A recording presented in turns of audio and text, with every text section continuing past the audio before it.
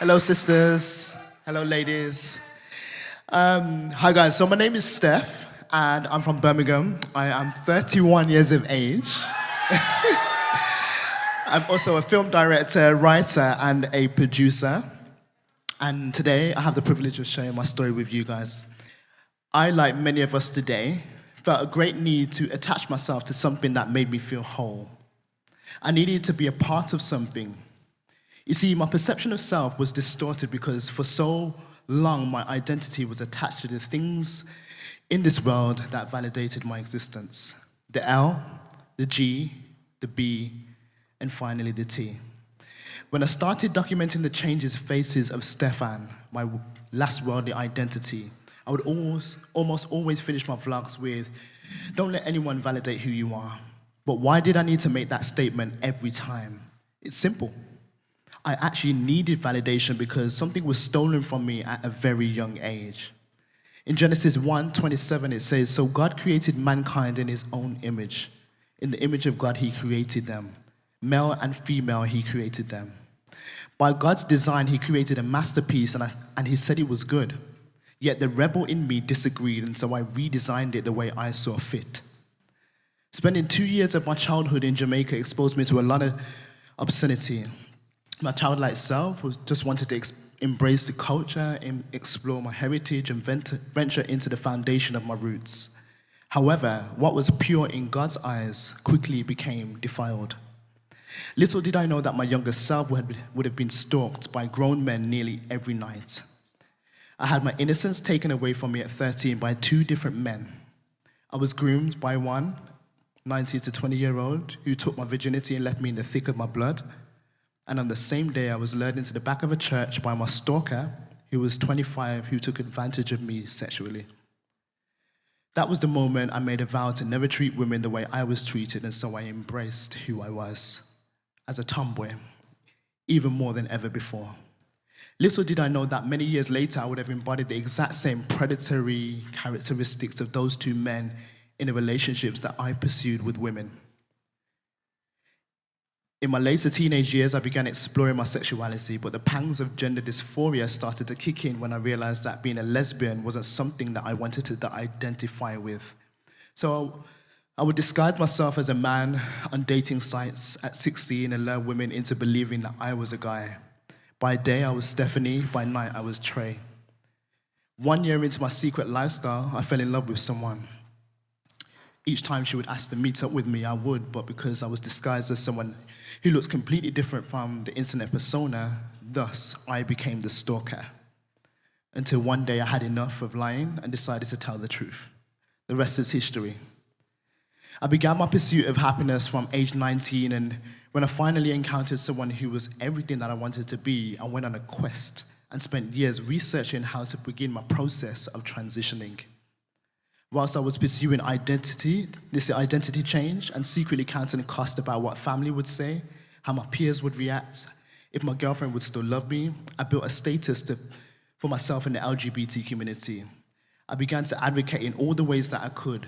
I hosted many LGBT nights, house parties, strip club events. I produced a variety of LGBT films that quickly generated thousands and thousands of views from all over the world.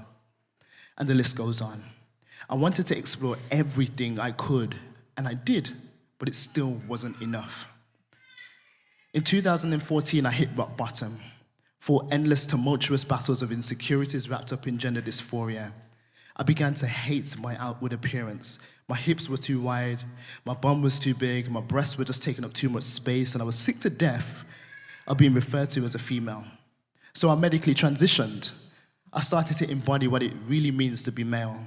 I started puberty all over again. First came the voice change, then the psychological change, and lastly, the physical. In all honesty, the only thing that I was really looking forward to was seeing my outward appearance evolve. I had various surgeries, removed my breasts and my womb. Last on the list would have been the phalloplasty surgery, which is the grafting of a penis. I was living life, dating the most beautiful women, building influential status in the film industry, filmed a documentary with the BBC about my transition that accumulated millions of views. Constant interviews with radio stations, multi-million-pound brands, advocating and encouraging thousands of people to transition all over the world through the status that I had built. However, my longing to be born biologically male soon went from being sweet to stale. The highs quickly turned into lows, the melodic harmonies became a painful dissonance. As I took on the role of a man, I became the stereotype. I empowered misogyny, exploited male privilege, and I challenged the status quo by going to a witch doctor who would perform a past life regression on me in order for me to prove to the world that I was a boy in the life before this one. I spiraled downhill and became the opposite of what I didn't want. I became the perpetrators that took my innocence. But I cannot blame them. I can only blame sin. I know that word may be a trigger for some, but if it was, then I can assure you that there is trauma that needs to be dealt with. And no therapist, no friend, no colleague, no family member can help you heal that apart from Jesus. So let me tell you how I met Jesus.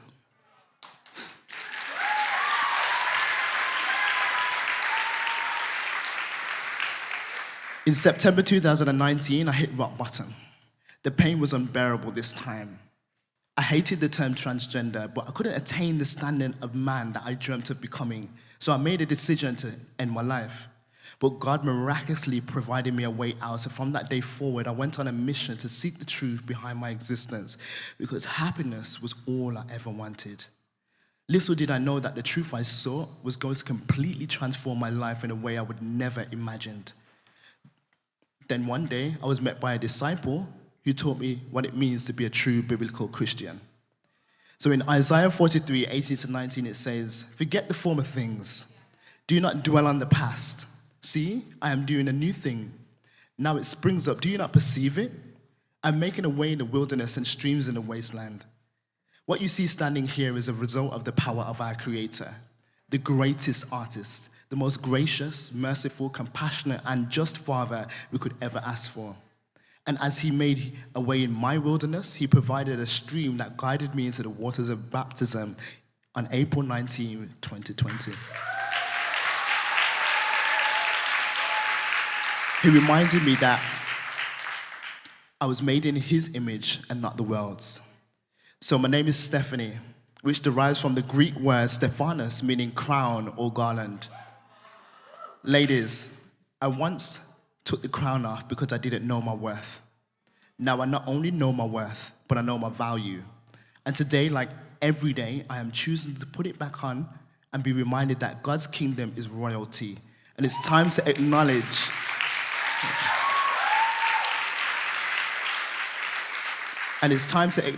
that against all odds, I am a woman who has been chosen for greatness. Ladies, I'll leave you with this one.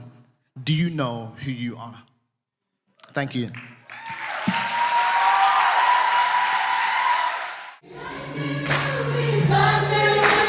Thank you.